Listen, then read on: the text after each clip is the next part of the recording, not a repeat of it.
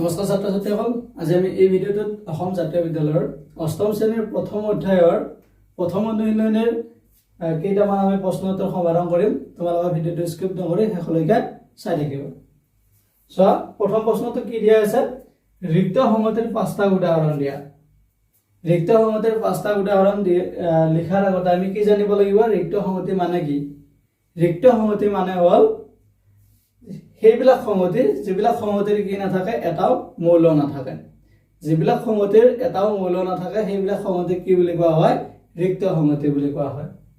এতিয়া চোৱা, ৰিক্ত সংহতিৰ মই 5টা উদাহৰণ দিছো। ইয়াৰ প্ৰথম উদাহৰণটো হ'ল ৰিক্ত সংহতি মানে কি ক'লো? ৰিক্ত সংহতি মানে হ'ল সেইবোৰ সংহতি য'ত কি নাথাকে, এটাও মৌল নাথাকে। চোৱা, এই এটা সংহতি x, যাতে x টো কি হ'ব? এটা পূৰ্ণ সংখ্যা হ'ব। x belongs to w,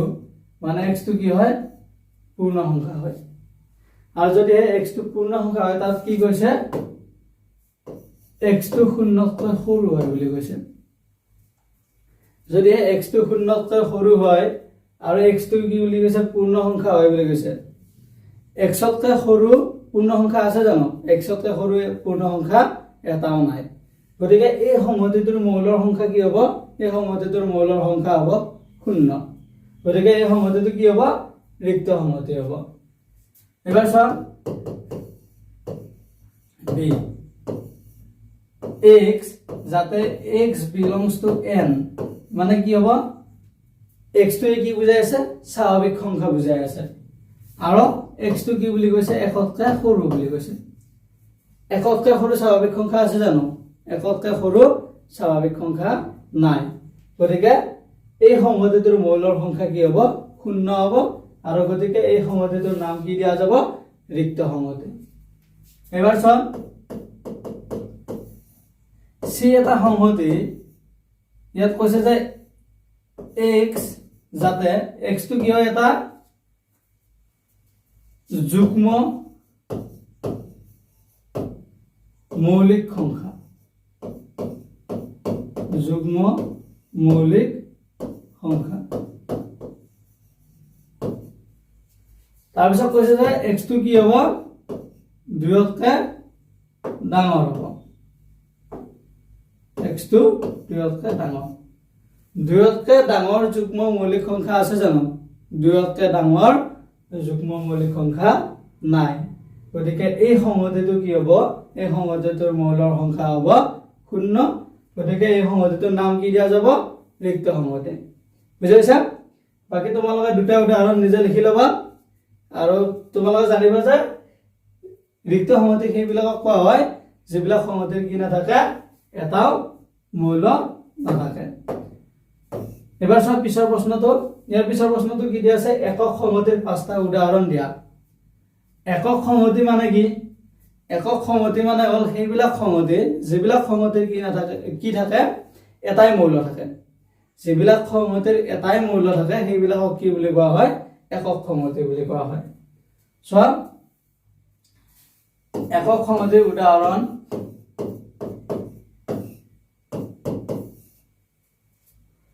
কি হ'ব পাৰে? এই এটা সংহতি আৰু এই সংহতিটো কি বুলি কোৱা হৈছে? 2026 চনলৈকে অসমৰ মহিলা মুখ্যমন্ত্ৰী কেইজন আছে? 2026 চনলৈকে অসমৰ মহিলা মুখ্যমন্ত্ৰীৰ সংখ্যা কিমান? এজনী। গতিকে আমি একক সংহতি লিখিব পাৰিম, কাৰণ তাৰ মৌলৰ সংখ্যা কিমান হ'ব? 1 হ'ব। গতিকে সেইটো কি হৈ যাব পাৰে? একক সংহতিৰ উদাহৰণ হ'ব পাৰে। 2026 চনলৈ অসমৰ মহিলা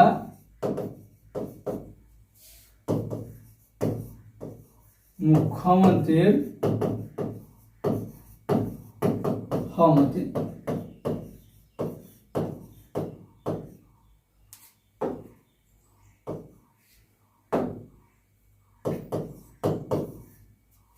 তাৰপিছতে ইয়াৰ পিছৰ উদাহৰণটো হ'ল দুই এটা সংহতি x যাতে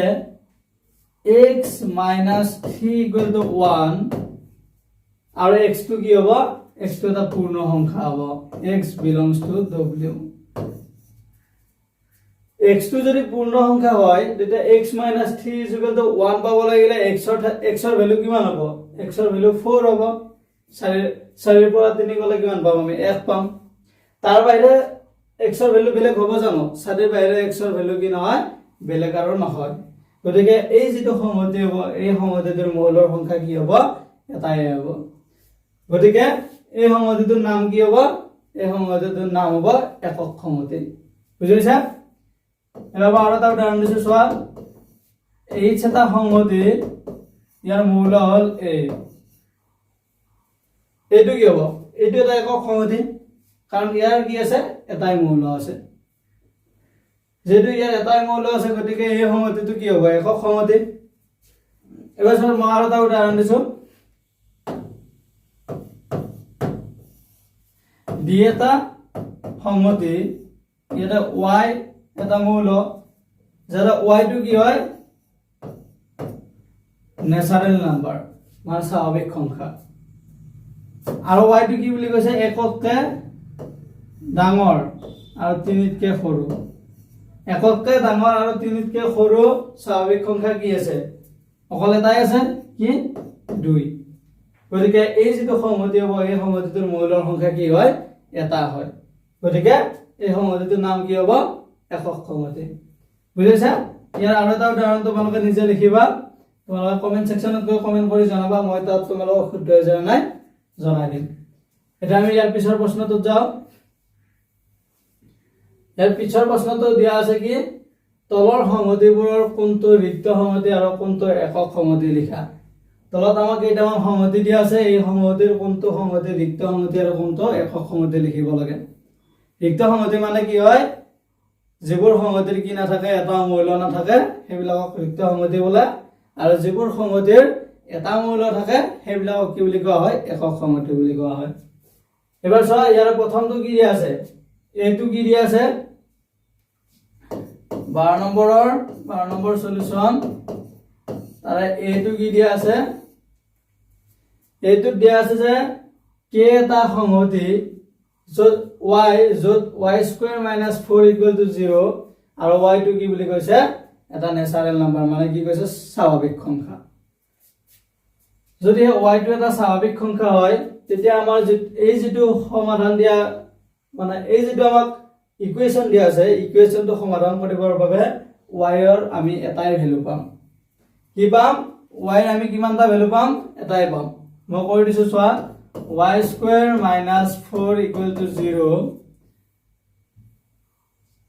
এটো কৰিলে কি হ'ব y square equal to minus 4 to ইফালে গলে কি হ'ব plus 4 তাৰপিছত y equal to কি হ'ব root over 4 ৰ ভ্যালু কিমান হয় 2 গতিকে y ৰ ভ্যালু আমি কিমান পাম 2 পাম আৰু y ৰ ভ্যালু কেইটা পাম এটাই পাম গতিকে k যেটো সংহতি হ'ব k সংহতিটো কি হ'ব k সংহতিটোৰ মৌল কেইটা হ'ব এটাই হ'ব গতিকে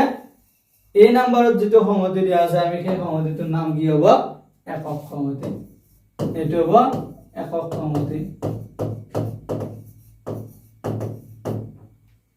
এবাৰ b2 চোৱা b2 দিয়া আছে 2020 বৰ্ষলৈ ভাৰতবৰ্ষৰ মহিলা ৰাষ্ট্ৰপতিৰ সংহতি 2020 বৰ্ষলৈ ভাৰতবৰ্ষৰ মহিলা ৰাষ্ট্ৰপতি কেইগৰাকী হৈছে 2020 বৰ্ষলৈ মহিলা ৰাষ্ট্ৰপতি কেইটা হৈছে এজনে হৈছে আৰু গতিকে আমি ভাৰতবৰ্ষৰ মহিলা ৰাষ্ট্ৰপতি যেটো 2020 চনলৈকে এজনে হৈছে কিন্তু 26 লৈকে বুলি গলে দুজনী হলা এতিয়া কোন হয় এতিয়া দ্ৰৌপদী মুৰ্মু হয়না আগতে আছিল প্ৰতিভা দেৱী সিং পাটিল এগৰাকী 2020 লৈকে আছিল এগৰাকীয়ে এই এগৰাকীৰ নাম আছিল প্ৰতিভা দেৱী সিং পাটিল কিন্তু যদি 2026 বৰ্ষলৈ বুলি কলা হয় তেতিয়া দ্ৰৌপদী মুৰ্মু আহি গল হয় আৰু তেতিয়া মৌলৰ সংখ্যা কেইটা হল দুটা হল আৰু সেই সংহতিটো কি নহল একক সংহতি নহল যেটো আমাক কি কৈছে 2020 বৰ্ষলৈ ভাৰতবৰ্ষৰ মহিলা ৰাষ্ট্ৰপতিৰ সংহতি 2020 বৰ্ষলৈ মহিলা ৰাষ্ট্ৰপতিৰ কেইগৰাকী আছিলে 11গৰাকী আছিলে গতিকে এই যেটো সংহতি হ'ব এই সংহতিটো কি হ'ব একক সংহতি হ'ব বুজিছা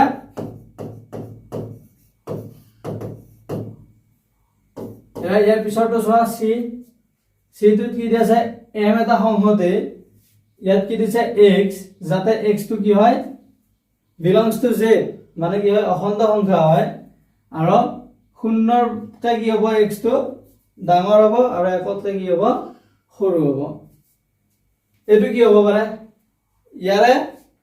কি নাথাকে ইয়াৰে মৌল নাথাকে এটা শূন্যতকে ডাঙৰ আৰু একতে সৰু কি নাথাকে মৌল না তাৰ মাজত কি নাথাকিব আমাৰ অখণ্ড সংখ্যা নাথাকে গতিকে এই যেটো সংহতি হ'ব এই সংহতিটোৰ এটা মৌল নাথাকে গতিকে এই সংহতিটোৰ নাম কি হ'ব ৰিক্ত সংহতি এই সংহতিটোৰ নাম কি হ'ব ৰিক্ত সংহতি বুজিছা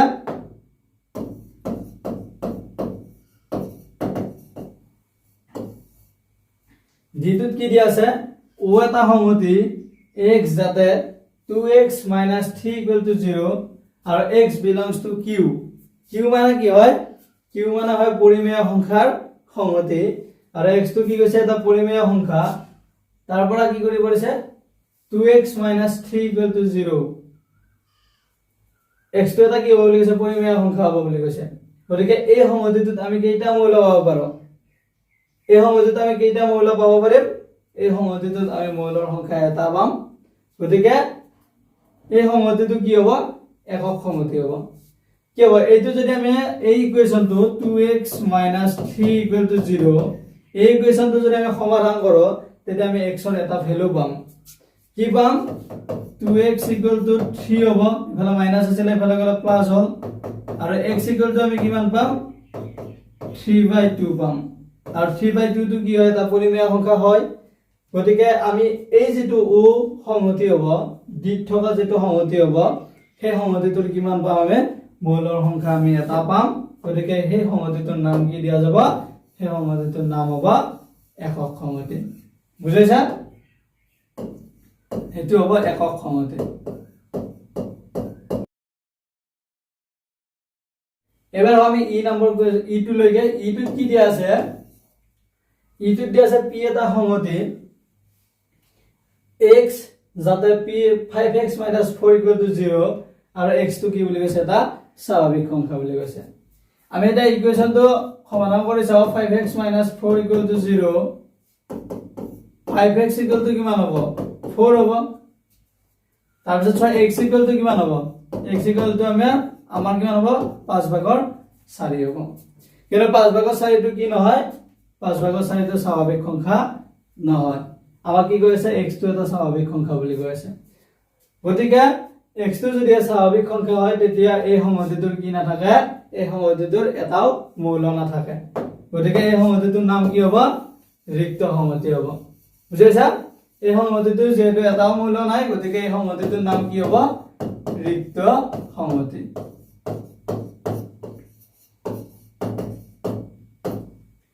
এবাৰ f টো চোৱা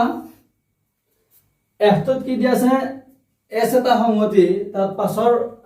পাছৰ মৌলিক উৎপাদকবোৰৰ সংহতি বুলি কৈছে পাছৰ মৌলিক উৎপাদক কেইটা আছে পাছৰ মৌলিক উৎপাদক এটাই আছে গতিকে এই সংহতিটোৰ নাম কি হ'ব একক সংহতি বুজিছা এবাৰ আমি ইয়াৰ পিছৰ প্ৰশ্নটোলৈ যাওঁ তাৰপিছত কি দিয়া আছে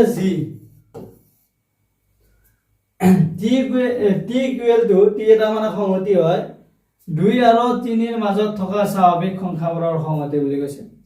2 আৰু 3 ৰ মাজত স্বাভাৱিক সংখ্যা কি আছে 2 আৰু 3 ৰ মাজত স্বাভাৱিক সংখ্যা এটাও নাই মানে কি হয় এই যেটো সংহতি হয় এই সংহতিটোৰ মৌলৰ সংখ্যা কিমানটা হ'ব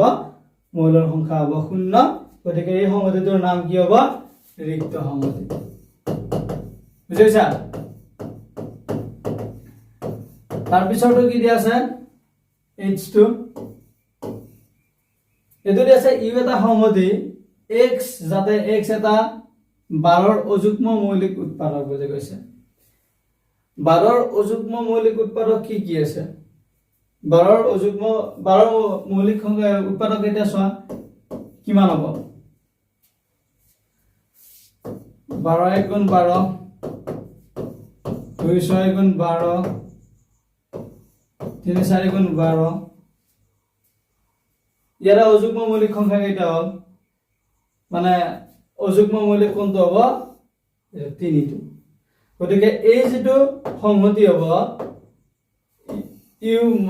h নম্বৰৰ যেটো সংহতি হ'ব এই সংহতিটো কি হ'ব এই সংহতিটোৰ মৌলৰ সংখ্যা হ'ব এটা গতিকে এই সংহতিটোৰ নাম কি হ'ব একক সংহতি বুজিছা এবাৰ আইটো চোৱা আইটোত কি দিয়া আছে v এটা সংহতি y টো কি হ'ব যত y টো এটা পূৰ্ণ সংখ্যা হয়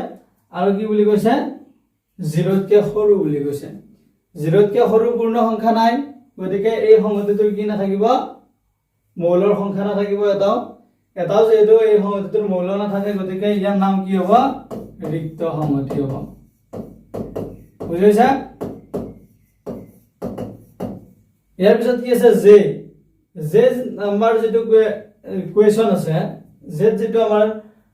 সংহতি দিয়া আছে এই সংহতিটো ৰিক্ত সংহতি হয় নে একক সংহতি হয় তোমালোকে নিজে চাই লোৱা চাই কমেন্ট সেকশনত গৈ কমেন্ট কৰি জনাবা মই তোমালোক শুদ্ধ হৈছে নাই জনাই দিম বুজিছা এবাৰ চোৱা ইয়াৰ পিছৰ প্ৰশ্নটোলৈ যাও ইয়াৰ পিছৰ প্ৰশ্নটো কি দিয়া আছে চোৱা 13 নম্বৰ প্ৰশ্নটো তলৰ উক্তিবোৰ শুদ্ধ নে অশুদ্ধ লিখা তলত যেবিলাক আমাক উক্তি দিয়া আছে সেই উক্তিবিলাক শুদ্ধ নে অশুদ্ধ লিখিব লাগে 13 নম্বৰৰ প্ৰথম প্ৰশ্নটো কি দিয়া আছে চোৱা প্ৰথমটো দিয়া আছে ইয়াতে কি কৰিব লাগিব শুদ্ধ বা অশুদ্ধটো লিখিব লাগিব প্ৰথমটোত কি দিয়া আছে a b কিহত লিখা আছে মুক্ত অন্তৰালত লিখা আছে যে এটা মুক্ত অন্তৰালত থকা সংহতিবিলাক কি হয় বাস্তৱ সংখ্যা হয় a আৰু b টো কি হ'ব লাগিব বাস্তৱ সংখ্যা হ'ব লাগিব a আৰু b যদি বাস্তৱ সংখ্যা হ'ব লাগে তেতিয়া ইয়াৰ মৌলবিলাক কি হ'ব বাস্তৱ সংখ্যা হ'ব আৰু আমাক কি কৈ আছে x এপসাইলন n দিয়া আছে মানে x টো কি বুজাই আছে বুলি কৈছে স্বাভাৱিক সংখ্যা বুজাই আছে বুলি কৈছে কিন্তু আমি এনেদৰে যদি দিয়া থাকে মানে মুক্ত অন্তৰালৰ ভিতৰত যদি থাকে তেতিয়া আমি কি বুজিব সেই মৌলবিলাক কি হ'ব বাস্তৱ সংখ্যা হ'ব কিন্তু আমাক দিয়া আছে কি বুলি স্বাভাৱিক সংখ্যা বুলি n মানে কি হয় স্বাভাৱিক সংখ্যা বুজায় গতিকে এই উক্তিটো কি হ'ব গতিকে এই উক্তিটো হ'ব অশুদ্ধ বুজিছা প্ৰথমটো কি হ'ব অশুদ্ধ হ'ব তাৰ পিছৰটো চোৱা b টো চোৱা b টোত কি দিয়া আছে x আৰু y টো কিহত আছে এনেদৰে আছে x, y মানে এটো কি হৈ আছে মুক্ত অন্তৰাল হৈ আছে ইয়াতে a belongs to r দিয়া আছে মানে এটো বাস্তৱ সংখ্যা বুলি দিয়া আছে গতিকে এইখিনিলৈকে ঠিকে আছে তাৰ পিছত কি দিয়া আছে তাৰ n পইণ্টটো ইকুৱেল টু দিয়া আছে যদি মুক্ত অন্তৰালত থাকে তেতিয়া ইয়াৰ ষ্টাৰ্টিং পইণ্ট আৰু n পইণ্টটো কি হয়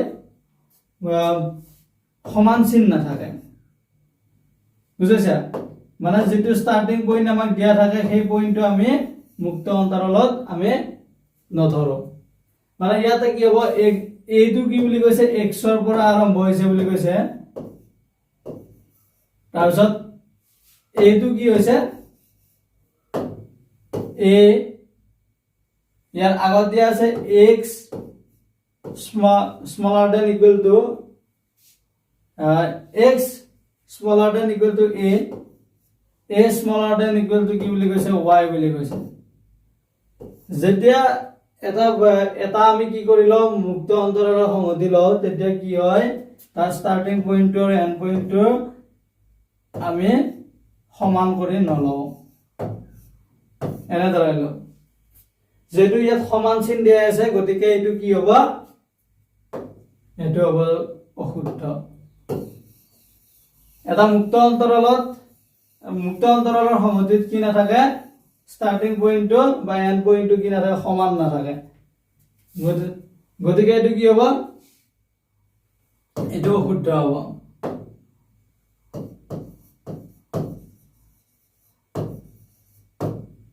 ইয়াৰ পিছৰটো চোৱা সিটো কি দিয়া আছে পি আৰু কিউটি কি কৰা আছে বন্ধ অন্তৰালত লিখা আছে ঠিক আছে আৰু ইয়াতে কি কৈছে y যেটো মানে যেটো মৌল হ'ব মৌলটো কি বুলি কৈছে অখণ্ড সংখ্যা বুলি কৈছে অখণ্ড সংখ্যাৰ সমষ্টিত হ'ব বুলি কৈছে z মানে কি হয় অখণ্ড সংখ্যাৰ সমষ্টি হয়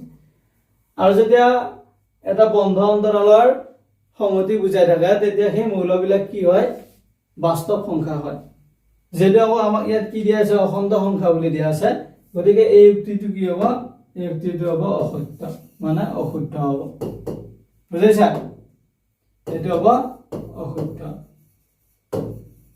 তাৰ পিছৰটো চোৱা তাৰ পিছৰটো কি দিয়া আছে তাৰ পিছৰটো কি চাই লওক তাৰ পিছৰটো দিয়া আছে a, b মানে কি হয় এটো সমুক্ত অন্তৰাল হয় আৰু সমুক্ত অন্তৰালটো কি হয় বাস্তৱ সংখ্যা থাকিব এটো বাস্তৱ সংখ্যা দিয়া আছে সমুক্ত অন্তৰালৰ কি হয় n পইণ্ট যেটো হয় n পইণ্টটো কি থাকে খোলা থাকে মানে n পইণ্টটো আমাৰ সমান চিন না থাকে আৰু ইয়াতে কি দিয়া আছে n পইণ্টত সমান চিন দিয়া নাই আৰু ষ্টাৰ্টিং পইণ্টত কি থাকে সমান চিন থাকে আৰু ষ্টাৰ্টিং পইণ্টত কি দিয়া আছে সমান দিয়া আছে মানে স্মলাৰ দেন ইকুৱেল টু হয় ষ্টাৰ্টিং পইণ্টত আৰু n পইণ্টত কি হয় স্মলাৰ দেন হয় গতিকে ইয়াত কি আছে ইয়াত ঠিক তেনেকৈ আছে ষ্টাৰ্টিং পইণ্টত স্মলাৰ দেন আছে a smaller than equal to x আৰু x স্মলাৰ দেন কি আছে b আছে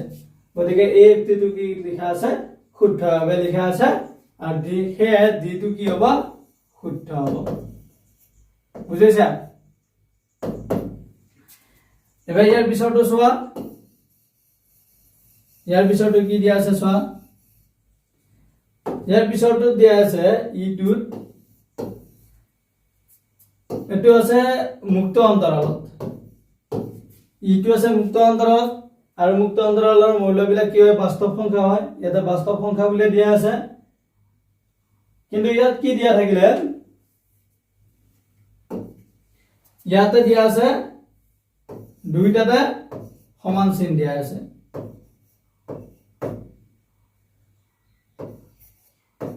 মানে n পইণ্টটো স্মলাৰ দেন ইকুৱেল আছে আৰু ষ্টাৰ্টিং পইণ্টটো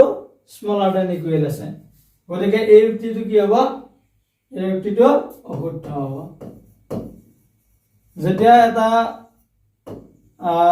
মুক্ত অন্তৰালৰ থকা সংহতি হয় তেতিয়া কি থাকে ষ্টাৰ্টিং পইণ্টত স্মলাৰ দেন থাকে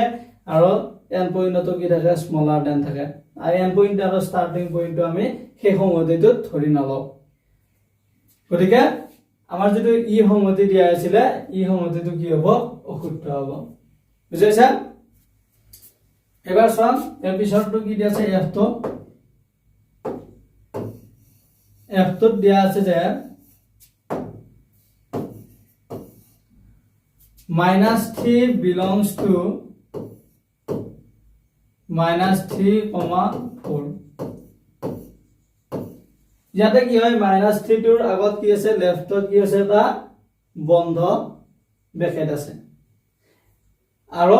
সোঁফালে কি আছে ওপেন ব্ৰেকেট আছে মানে মুক্ত বন্ধনী আছে আগত যেটো বন্ধ আছে ক্লোজ ব্ৰেকেট আছে গতিকে এই যেটো সংহতি হ'ব সেই সংহতিটো তিনিটো কি আছে ইনক্লুড আছে মানে তিনিটো সেই সংহতিটোত থাকিব গতিকে এইটোই কি বুজাই আছে এই সংহতিটোত তিনিটো আছে বুলি বুজাই আছে -3 টো আছে বুলি বুজাই আছে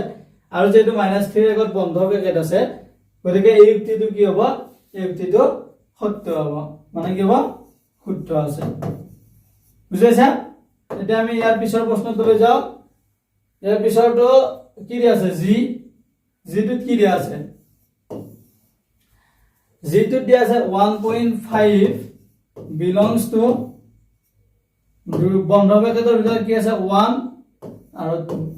মানে তো কি হয় আছে বন্ধ অন্তৰালত আছে বন্ধ অন্তৰালত থাকিলে কি হয় 1 আৰু 2 টো কি কৰা থাকে তাৰ সেই সংহতিটো ইনক্লুড থাকে আৰু 1.5 টো কি হত আছে 1.5 টো 1 আৰু 2 ৰ মাজত আছে আছে না 1 আৰু 2 ৰ মাজত 1.5 পাম আমি গতিকে এই যেটো বন্ধ সংহতি আছে 1 আৰু 2 ৰ সেই সংহতিটো তাৰ কি বুলি কয় 1.5 টো কি বুলি কৈছে আছে বুলি কৈছে গতিকে এই সংহতিটো কি হ'ব এই সংহতিটো শুদ্ধ হ'ব বুজিছা এই সংহতিটো কি হ'ব শুদ্ধ হ'ব f যেটো সংহতি আছে তাৰ g যেটো সংহতি আছে এটো শুদ্ধ হয় তাৰপিছত থাকিল h নাম্বাৰ যেটো সংহতি আছে এটোত কি আছে 7 belongs to বন্ধ ব্ৰেকেট 5 ফালে ওপেন ব্ৰেকেট থাকিব 7 ৰ পিছত কি আছে ওপেন ব্ৰেকেট আছে 7 ৰ পিছত যেহেতু ওপেন ব্ৰেকেট আছে গতিকে এই সংহতিটোত 7 টো কি নাথাকে ইনক্লুড নাথাকে কিন্তু আমাক ইয়াত কি বুজাই আছে এই যেটো নোটেশন দিয়া আছে এটোই বুজাই আছে যে আমাক সংহতিটোত 7 টো ইনক্লুড আছে আৰু ইয়াৰে ওপেন ব্ৰেকেটে বুজাই আছে যে সংহতিটোত 7 টো নাথাকে গতিকে এই সংহতিটো কি হ'ব অশুদ্ধ হ'ব বুজিছা আই আৰু জে এই দুইটা তোমালোকে কি কৰিবা নিজে কৰিবা কৰি